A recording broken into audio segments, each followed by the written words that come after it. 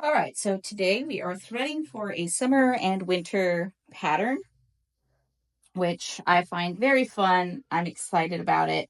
I was a little nervous about trying a summer winter weave because I don't know what it was. Like, I read how to do the different types of threadings in my double weave book, and it just made so much sense.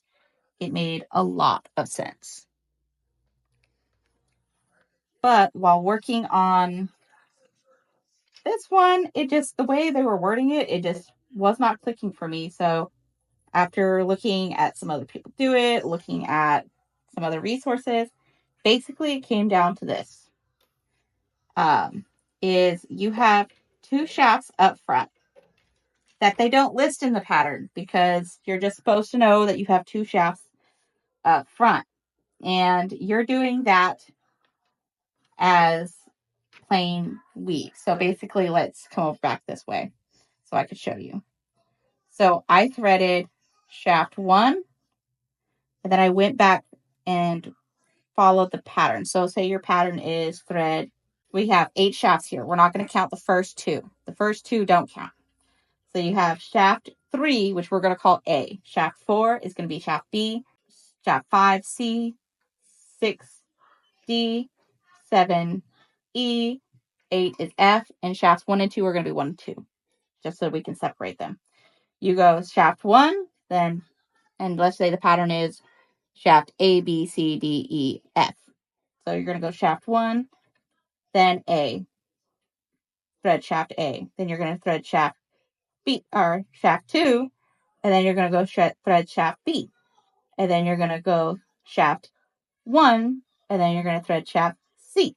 And then you're going to thread shaft 2, and then you're going to thread shaft D. And then you're going to thread shaft 1, and then you're going to thread shaft E. And then you're going to thread shaft 2, and then you're going to thread shaft S. And you're going to keep doing that. So you always come back every other one and you thread it, the first one of the first 2 shafts so that you have them like it's plain weave, but the pattern shaft is in between the plain weave, if that makes sense. So it's like a third thread. You use basically 3 threads because you're doing pattern with, or plain weave with a pattern in the middle. And that's kind of how I look at it. So that way you are always kind of continuing the pattern. So the one we're doing is going to create like a little starburst, and I'm excited about it. It's basically, we, on either end, we're going to want it to match. So to start, we do the plain weave, but the pattern threads are shaft E and F, which is 7 and 8. So E, F, E. So 7, 8, 7. And then it goes to the actual pattern, which shaft 3, which is going to be shaft A. It's A, and then A, and then B, and then B, and then C, and then C. So those first 3 shafts, you do the 2 threads plus the pattern threading, like I mentioned earlier. And then you get shaft D, E, F. And then you're back to E, D, 2 for C, 2 for B, 2 for A. And the whole time you're doing the plain weave in between. So between each thread, there's plain weave. And then you're going to go back to shaft E, F, E, and you repeat. But you want to make sure you end the pattern with the E, F, E to close the pattern. And of course, we have our floating selvage. So I hope that makes sense the way I said it, but we'll see. So as always, I did not count my threads, so my pattern is not ending where it should. But that's fine. I don't really mind that much. Some people do. I do not. This is for a baby to puke on. I don't think the baby will care. I could be wrong. Maybe it's a very judgy baby. We haven't met yet.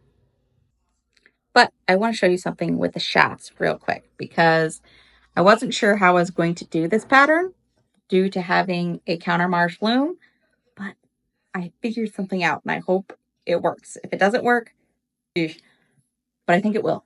So let's see how it looks. So I have not put it all together yet, but I kind of wanted to show you. So petals evenly, and when I do the pattern, it'll come out beautifully. That's what I'm hoping, but we'll see. All right, so what I mean is the two outside treadles are going to be tabby. The two next to them are going to only operate shaft 1 and 2. And the way I know which one to use is whatever side the boat's on, that's the one I'm using. And that would mean this third shaft here is back shaft A, and then that's B, C, D, E, F, just like the pattern, which is great. So I would push shaft A and also the shaft for shaft 1, at which point I'm going to pass my pattern thread through.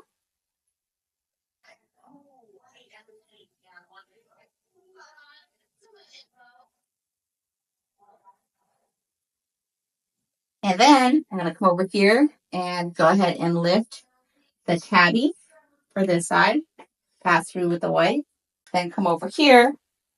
And again, I'm going to do shaft A. So each time I do one, I do the same one. So actually, I'm just going to push them both at the same time. And I'm going to move the shaft for shaft 2 along with the A shaft. So, or the A pattern. Pass through with my thread.